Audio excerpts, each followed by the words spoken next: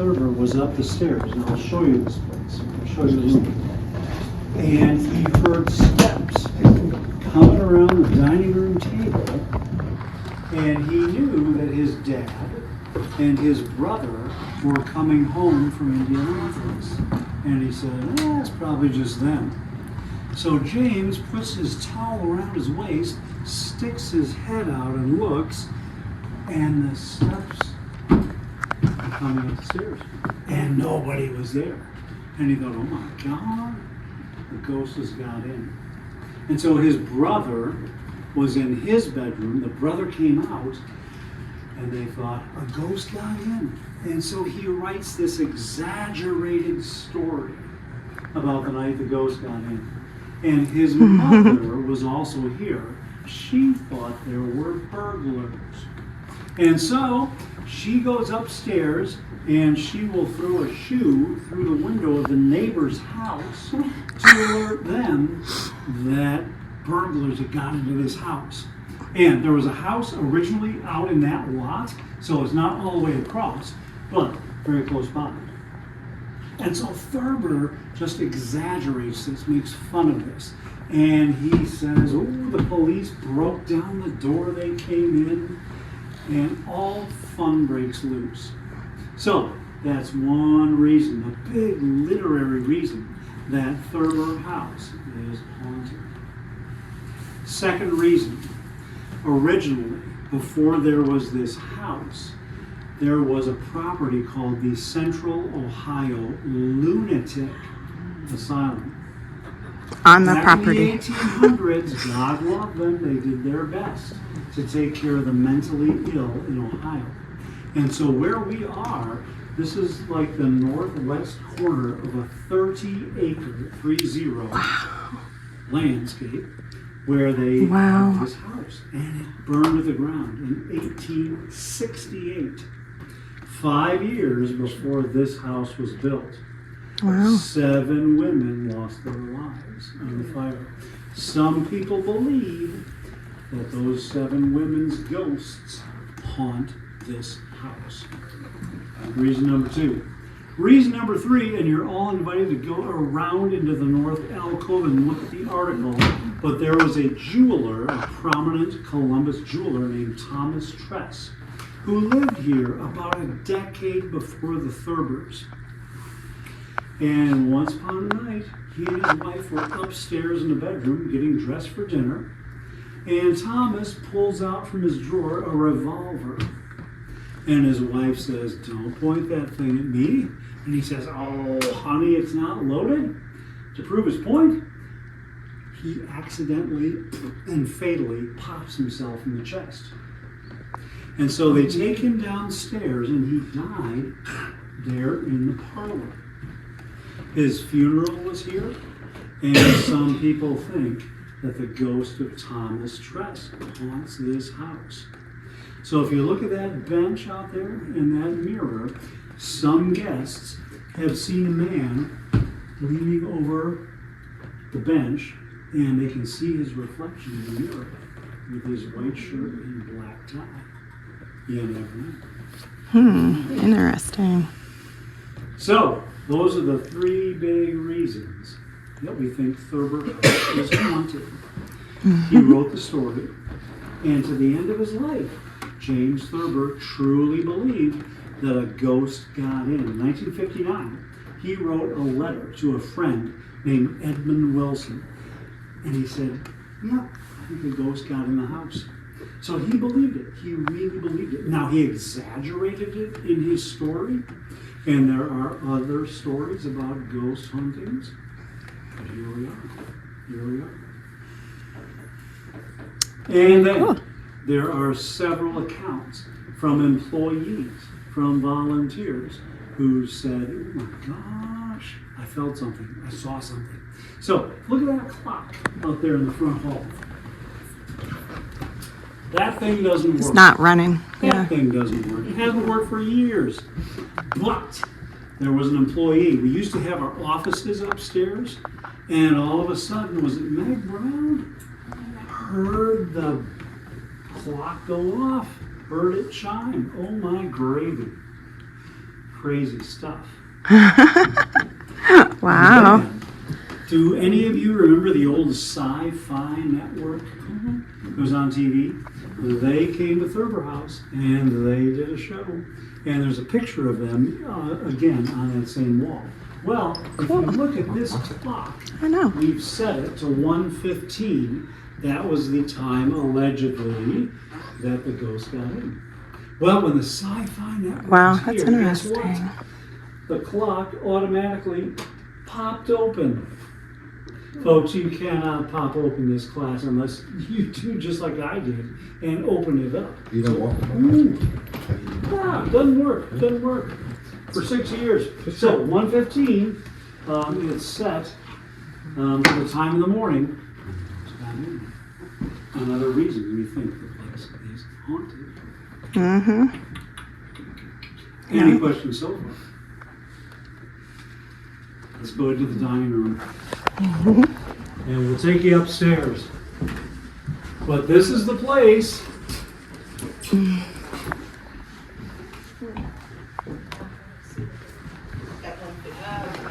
1:15 in the morning.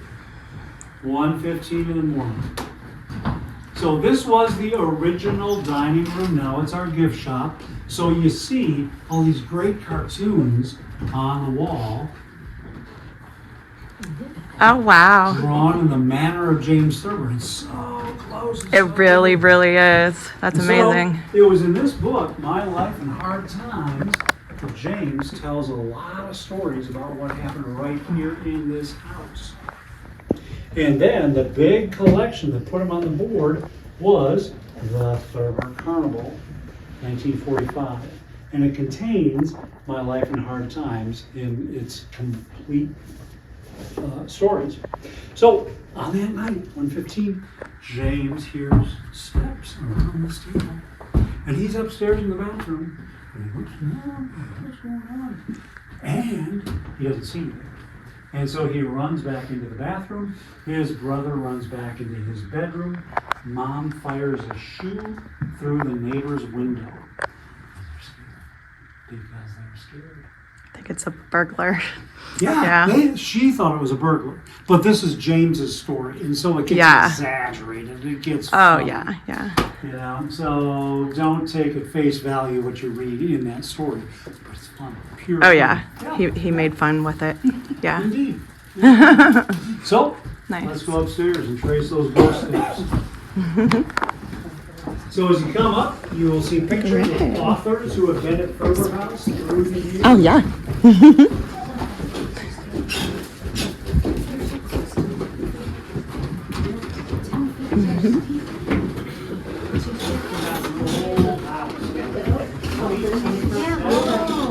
We're going there. I'm so excited. We're going to be going to West Virginia I love Penitentiary. that. It's my favorite. Yeah, I'm excited.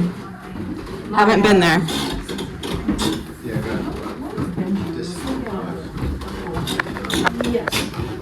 My uncle was in there, and he totally jumped from the 2-second tier.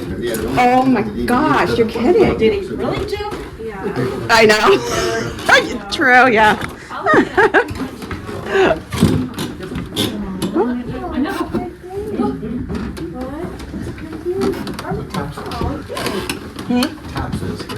Oh, very cool. Is that? Oh, that's who the sci-fi people were then. Yeah. It was probably back a long time ago. That's very cool. Nice. This was the bathroom, yes. Now, I don't know if the fixtures are original, I don't think they were, but that is the bathroom in which James Thurber was. when Okay. the ghost got in. And so you see on the walls all the authors who have come here through the years.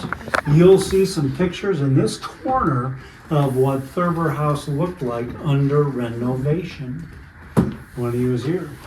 And then when we come through here into the guest room, that's the window through which Mom threw a shoe through the neighbor's house.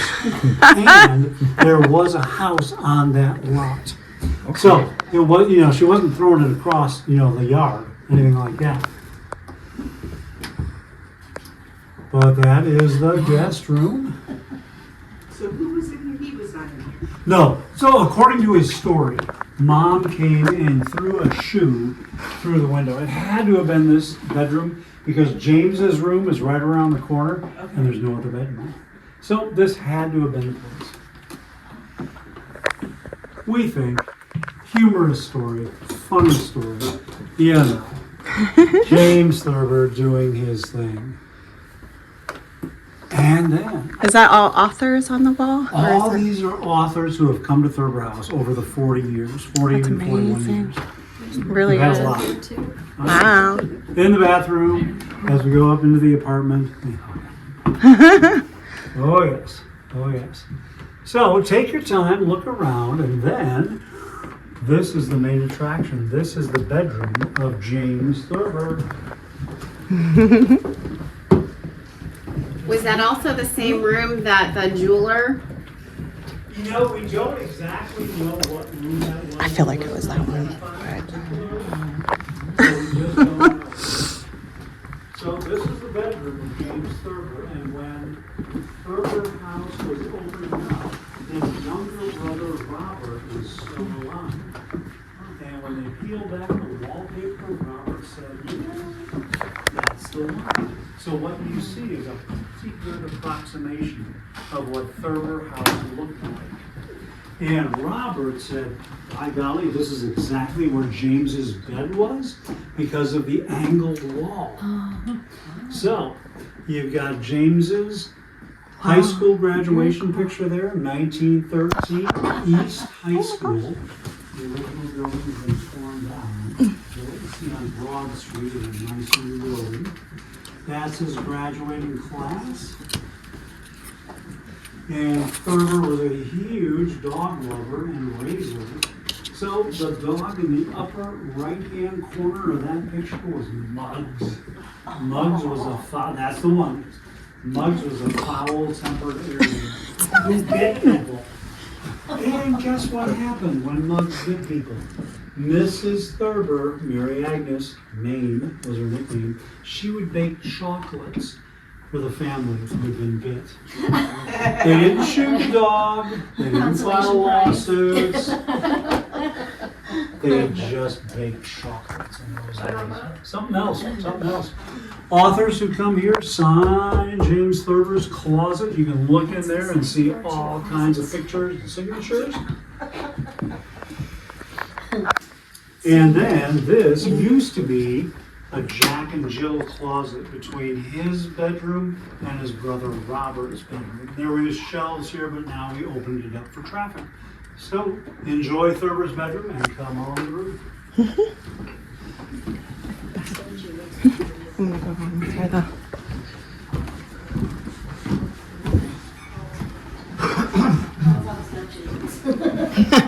This fell off the wall over there. I know exactly where. Naturally. They put it back. I'm sorry. They do all the time. Okay.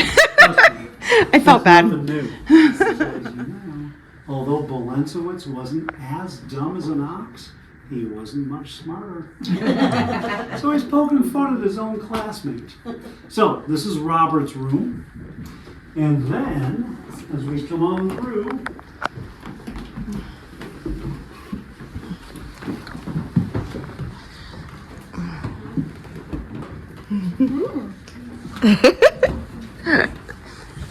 this is what we call the museum room.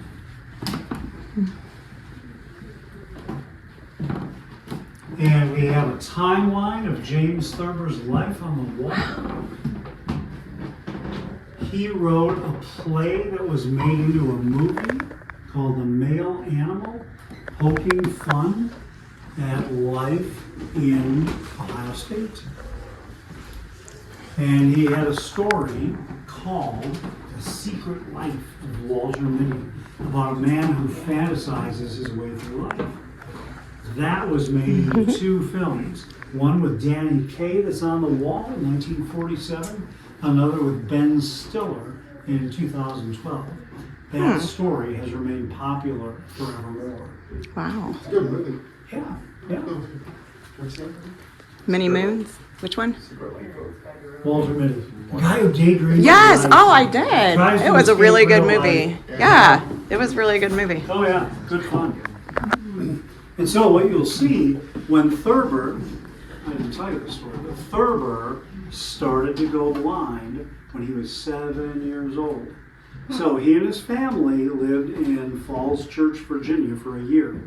His big brother Bill and he were in the backyard playing with a toy bow and arrow, and William said, "Hey, turn around, James, I'm going to shoot you in the back." So James turns around and he says, "What the heck is taking William so long?" Turns around just in time for the toy arrow to smash into his left eye. So they had to replace it with a glass eye, and then over the years, his right eye went blind. Condition called sympathetic ophthalmia. The right eye got weaker and weaker and weaker. And so Thurber was a huge cartoonist, not just a writer of stories.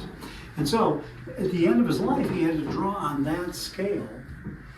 And if you look at that, And that's one of his real drawings yeah, too. that's That's original. That's an original. Yeah.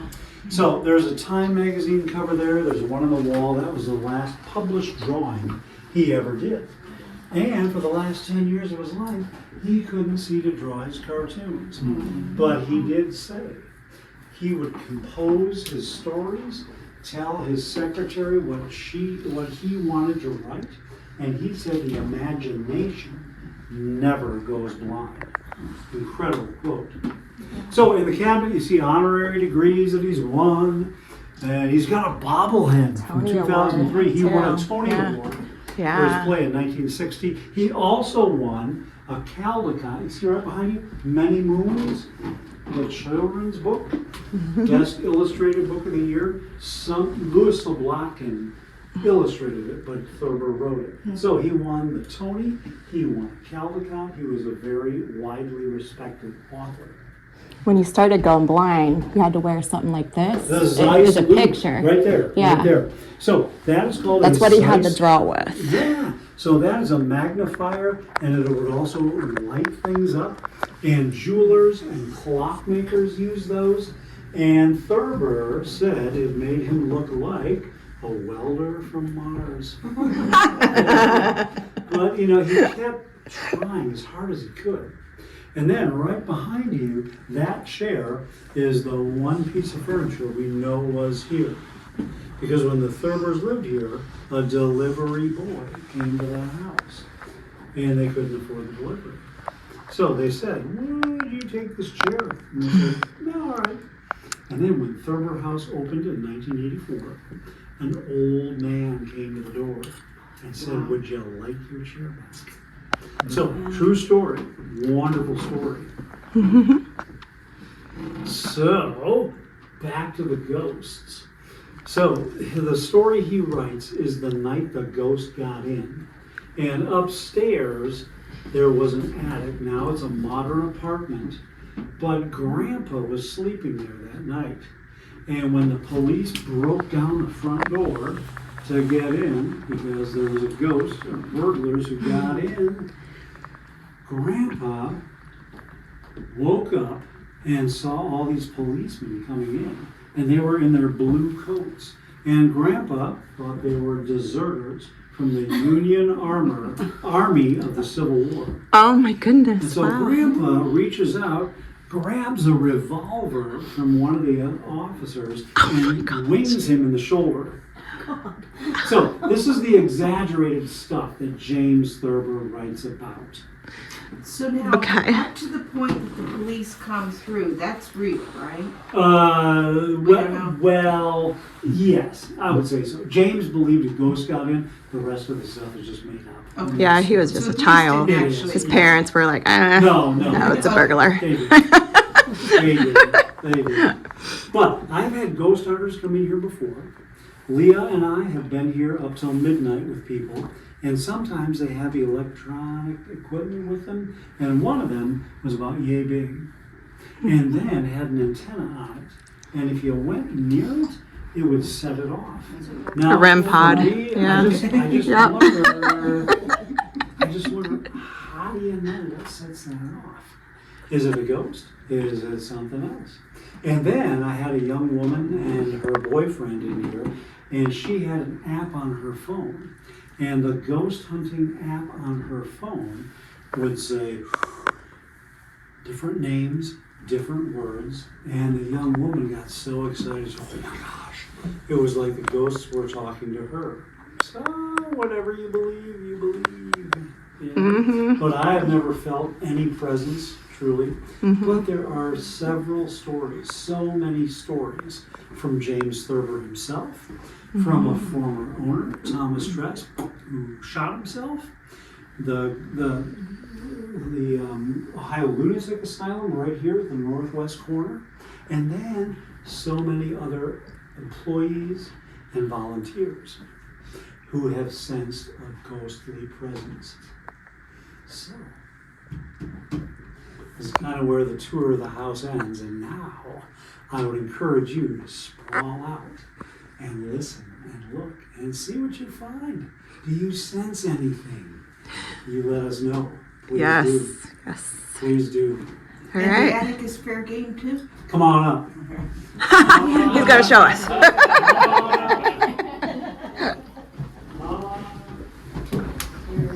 There's always a dead body in the attic, right? Is there a Or basement? chains on the wall. That's where.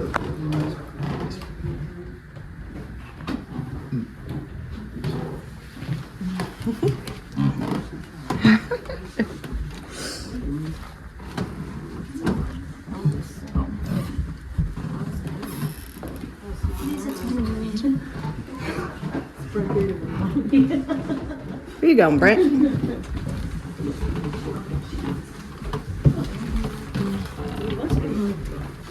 Woo.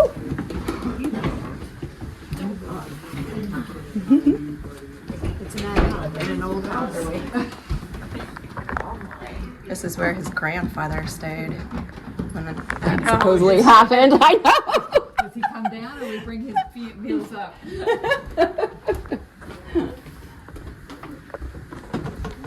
There's a whole picture of it.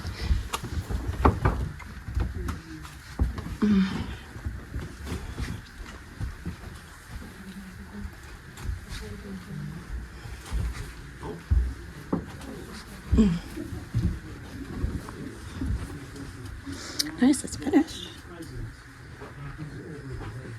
Which used to be an office. So authors come here, they've stayed here for a month at a time, and some of our authors say, oh my God.